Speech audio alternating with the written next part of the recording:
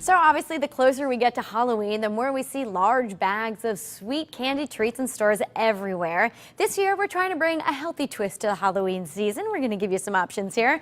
We're with Joanna Siciliano and Reilly Fitzgibbons. Thank you so much for being here. Thank you for having us. So Joanna, you're a teacher over at Haddam-Killingworth, right? I am. So I teach over at HK, and I'm also a mother of two. So I'm trying always to talk to my kids and my students about healthy eating.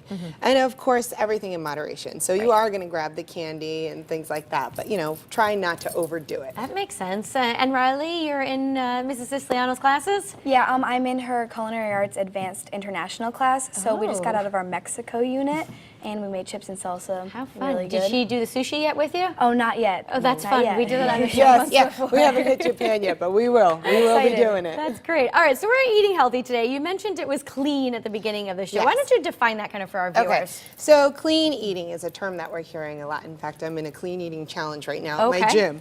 So what that means is basically no processed ingredients, no refined sugar, and all whole foods. So this does have a sweetener, but we're using pure maple syrup. So so that's allowed. So that's allowed. And even though this is dairy-free, you are allowed eggs and things like that in the clean eating. But this now goes along. It's a clean eating recipe, gluten-free, vegan-free, and dairy-free. And it sounds taste-free, but I guarantee it's not.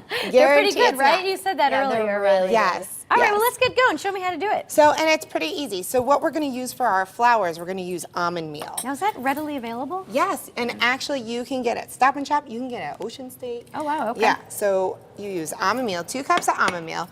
We're going to put in our oats, okay? And then we have coconut. All right, and what you want to do is you want to mix the dry ingredients and the wet ingredients separate. Okay. We have our chocolate. Now, it's dark chocolate. Dark chocolate's healthy for you, remember? That's true, right? Yes, yes. And then cinnamon, which adds nice sea salt, which is great because it's a little bit little of kick there, Yep, good. little kick. And our baking powder. Okay. To give it a rise. And then Reilly, why don't you add our wet ingredients? Okay. So we have pure maple syrup, we have coconut oil, okay, and we have vanilla extract and actually just water.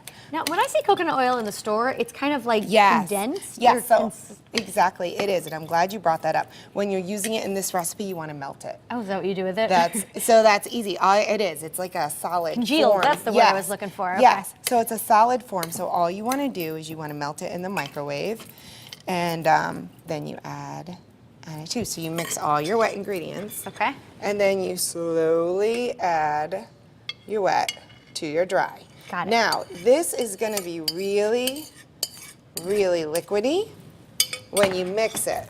So it's not going to be quite ready to roll into cookies. So what you want to do is you want to mix this up, and then you're actually going to put this in the refrigerator to kind of set for about 20 minutes. So Reilly, I'm going to have you finish mixing that, and I'm going to grab Sounds good. some set.